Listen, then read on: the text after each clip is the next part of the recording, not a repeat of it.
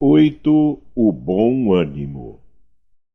O apóstolo Bartolomeu foi um dos mais dedicados discípulos do Cristo desde os primeiros tempos de suas pregações junto ao Tiberíades. Todas as suas possibilidades eram empregadas em acompanhar o Mestre na sua tarefa divina. Entretanto, Bartolomeu era triste e, vezes inúmeras, o Senhor o surpreendia em meditações profundas e dolorosas. Foi talvez por isso que, numa noite, enquanto Simão Pedro e sua família se entregavam a inadiáveis afazeres domésticos, Jesus aproveitou alguns instantes para lhe falar mais demoradamente ao coração. Após uma interrogativa afetuosa e fraternal, Bartolomeu deixou falasse o seu espírito sensível. «Mestre», exclamou timidamente, «não saberia nunca explicar-vos o porquê de minhas tristezas amargurosas. Só sei dizer que o vosso Evangelho me enche de esperanças para o reino de luz que nos espera os corações, além das alturas. Quando esclarecestes que o vosso reino não é deste mundo, experimentei uma nova coragem para atravessar as misérias do caminho da terra, pois aqui o selo do mal parece obscurecer as coisas mais puras. Por toda parte é a vitória do crime, o jogo das ambições, a colheita dos desenganos. A voz do apóstolo se tornara quase abafada pelas lágrimas. Todavia Jesus fitou-o brandamente e lhe falou com serenidade. A nossa doutrina, entretanto, é a do Evangelho ou da Boa Nova. E já viste, Bartolomeu, uma boa notícia não produzir alegria? Fazes bem conservando a tua esperança em face dos novos ensinamentos. Mas não quero senão acender o bom ânimo no espírito dos meus discípulos. Se já tive ocasião de ensinar que o meu reino ainda não é deste mundo, isso não quer dizer que eu desdenhe o trabalho de estendê-lo um dia aos corações que mourejam na terra. Achas, então, que eu teria vindo a este mundo sem essa certeza confortadora? O Evangelho terá de florescer primeiramente na alma das criaturas, antes de frutificar para o espírito dos povos. Mas venho de meu Pai, cheio de fortaleza e confiança, e a minha mensagem há de proporcionar grande júbilo a quantos a receberem de coração. Depois de uma pausa em que o discípulo o contemplava silencioso, o mestre continuou. A vida terrestre é uma estrada pedregosa que conduz aos braços amorosos de Deus. O trabalho é a marcha. A luta comum é a caminhada de cada dia. Os instantes deliciosos da manhã e as horas noturnas de serenidade são os pontos de repouso. Mas ouve-me bem.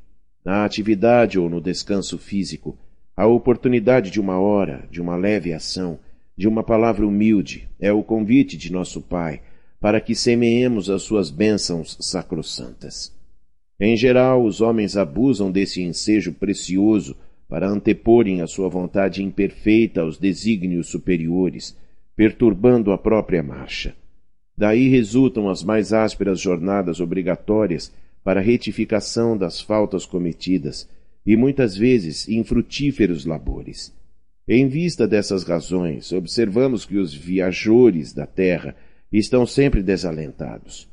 Na obcecação de sua vontade própria, ferem a frente nas pedras da estrada, cerram os ouvidos à realidade espiritual, vendam os olhos com a sombra da rebeldia e passam em lágrimas, em desesperadas imprecações e amargurados gemidos, sem enxergarem a fonte cristalina, a estrela cariciosa do céu, o perfume da flor, a palavra de um amigo, a claridade das experiências que Deus espalhou para a sua jornada em todos os aspectos do caminho.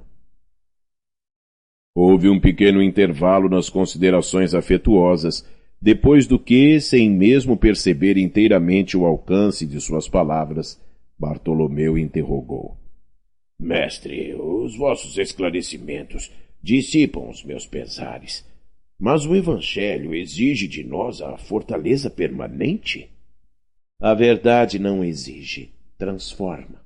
O Evangelho não poderia reclamar estados especiais de seus discípulos. Porém, é preciso considerar que a alegria, a coragem e a esperança devem ser traços constantes de suas atividades em cada dia. Por que nos firmamos no pesadelo de uma hora, se conhecemos a realidade gloriosa da eternidade com o nosso Pai? E quando os negócios do mundo nos são adversos? E quando tudo parece em luta contra nós? Perguntou o pescador de olhar inquieto. Jesus, todavia, como se percebesse inteiramente a finalidade de suas perguntas, esclareceu com bondade. Qual o melhor negócio do mundo, Bartolomeu? Será a aventura que se efetua a peso de ouro, muita vez amordaçando-se o coração e a consciência para aumentar as preocupações da vida material?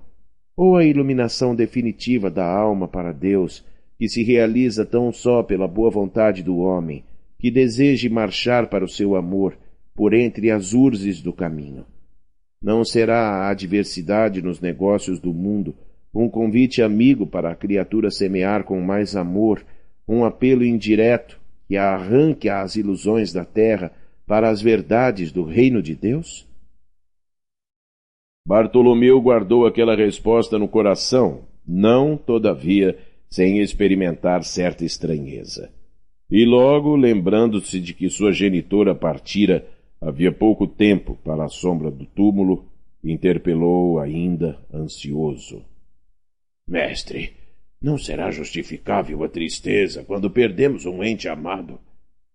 Mas quem estará perdido se Deus é o Pai de todos nós?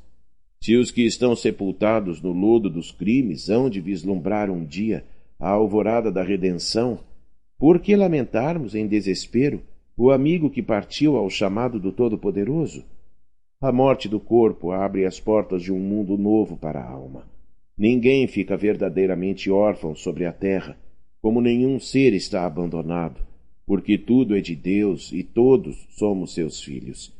Eis porque todo discípulo do Evangelho tem de ser um semeador de paz e de alegria. Jesus entrou em silêncio como se houvera terminado a sua exposição judiciosa e serena. E, pois que a hora já ia adiantada, Bartolomeu se despediu. O olhar do mestre oferecia ao seu, naquela noite, uma luz mais doce e mais brilhante.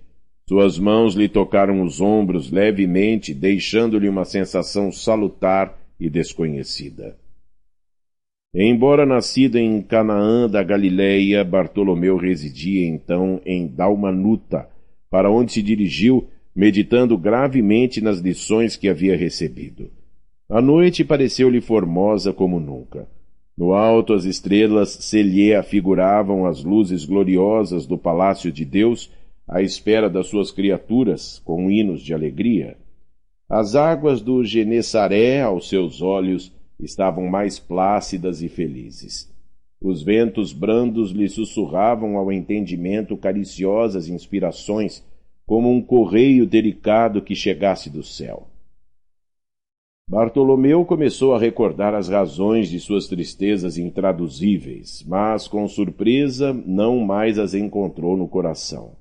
Lembrava-se de haver perdido a afetuosa genitora. Refletiu, porém, com mais amplitude quanto aos desígnios da providência divina. Deus não lhe era pai e mãe nos céus?